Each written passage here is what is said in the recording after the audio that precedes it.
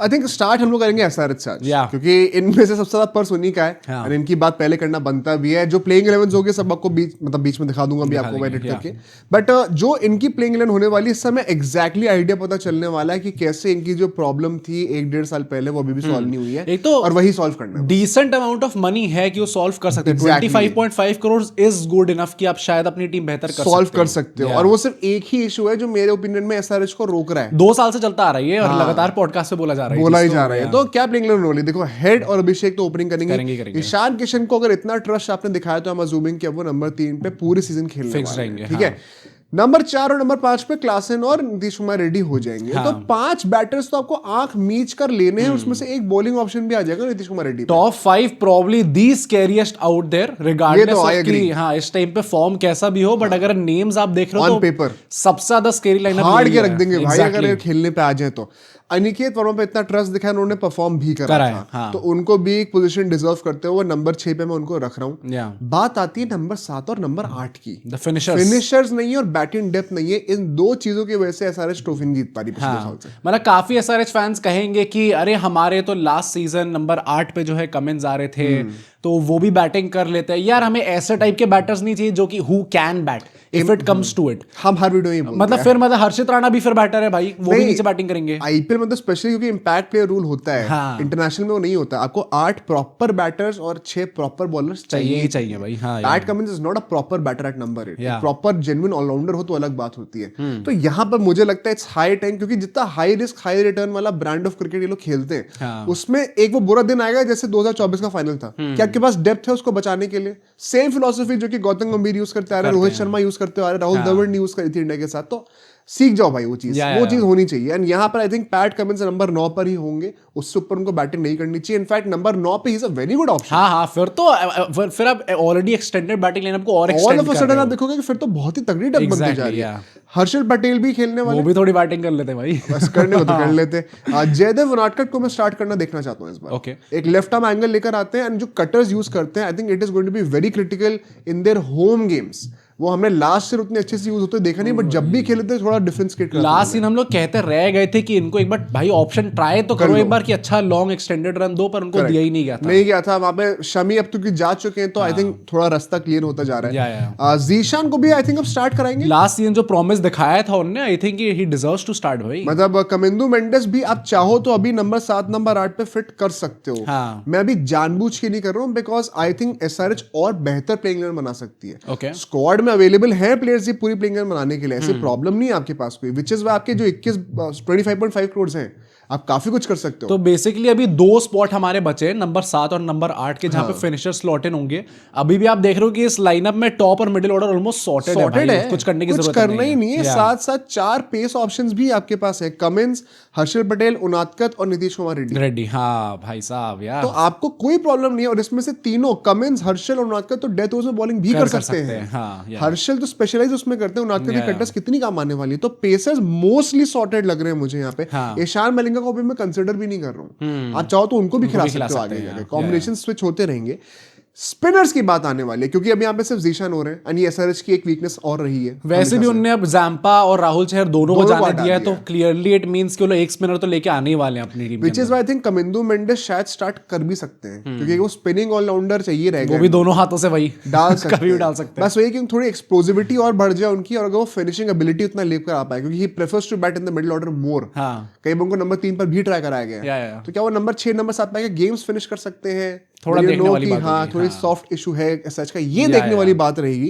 And इसी के चलते हुए रिक्वायरमेंट्स आपकी क्या होने वाली है? एक तो स्पिनर्स, ये तो आई थिंक एसएच फैंस खुद भी आंख मीच के समझ जाएंगे, आने वाले स्पिनर्स हमें लेने, फिनिशर्स लेने जो कि प्रेफरेबली स्पिनिंग ऑलराउंडर्स होने चाहिए। Number 7 great backup. वही नंबर 7 नंबर 8 पे क्या ऐसे स्पिनिंग ऑलराउंडर कोई आ सकता है जो कि फिनिश कर पाए? I mean there are options guys, तो ये भी हमें एक रिक्वायरमेंट होने वाली है। और इंडियन पेसर कोई ऐसा मिल जाए, क्योंकि सिमरजीत, शमी ये सब नहीं होंगे, प्रेफरेबली जो कि पावर प्ले में बॉलिंग कर सके, जस्ट इन केस आपको कॉम्बिनेशन बनाना हो। ये भी लास्ट सीजन थोड़ी प्रॉब्लम रही थी कि सारे डेथ ओवर्स वाले बॉलर्स हैं इनके पास, बट पावर प्ले में कोई बंदा स्टार्ट कर सके। कमिंस को ओपनिंग बॉलिंग करनी पड़ी है, और लोग बोल भी रहे थे कि भाई तुम लोग जानते नहीं हो शमी और कमिंस कितनी अच्छी बॉलिंग करते हैं पावर प्ले में, but they prefer to bowl exactly, जो उनका फोर्टे है वो बाद में बॉलिंग करने का है। तो आप कोई ऐसा प्लेयर लेके आओ जो कि स्टार्टिंग में कर सके। तो इसके चलते 3 बहुत स्पेसिफिक रिक्वायरमेंट्स हैं, और उसमें से 1-2 रिक्वायरमेंट ऐसी है जो कि आपके प्लेइंग 11 को इफेक्ट करेंगी।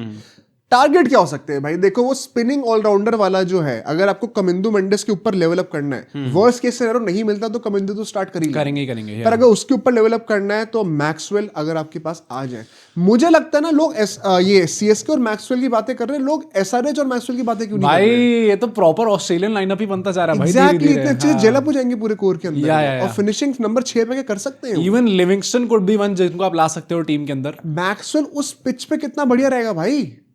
हाँ भाई साहब, ऑल दो भाई आईपीएल में आई नेवर नो भाई, कुछ भी नहीं कह सकते मैक्सवेल के बारे में, उस बंदे पे विश्वास नहीं होता। I would love to see him there, बहुत मजा आएगा देखने में मैक्सवेल। हाँ। जो ब्रांड ऑफ क्रिकेट है, जितना रेकलेस होके मैक्सवेल खेलते हैं। हाँ ये बात तो है, छूट है भाई। अगर पूरी टीम ही रेकलेस हो रही है, कप्तान भी रेकलेस है कि बैटिंग आपको जैसे मर्जी करो, तो 300 बना हुआ है तो 100 बना, लेकिन 150 नहीं बनाना है, तो फिर तो मैक्सवेल को पूरी छूट है, पहली ओवर बाकी रिवर्स स्वीप मारे भाई, बड़ा मजा आएगा। लिविंगस्टन आप कर सकते हो, if it does not work out तो आप नंबर 6 नंबर 5 उनको रख सकते हो और अनिकेत थोड़ा नीचे बैटिंग कर लेंगे, वो आपके मतलब I would personally prefer Maxwell अगर यहाँ पे ऑप्शन। हाँ इन दो में ऑप्शन हो तो मैं भी मैक्सवेल ही प्रेफर करूंगा। इंडियन बैकअप्स की बातें कर रहे तो महिपाल लोमलूर आ सकते हैं। या भाई महिपाल के पीछे भी काफी टीम्स होंगी इस बार, मतलब देख के तो लग रहा है maybe treat him as a backup option only, but मतलब टीम्स हैं जो कि शायद चाहेंगे। स्पिनिंग इंडियन ऑलराउंडर ज्यादा है नहीं ना, दीपक हुडा और है तो वो भी आप ट्राई कर सकते हो चाहो तो, दीपक हुडा की अगर आपको वापसी करानी है तो।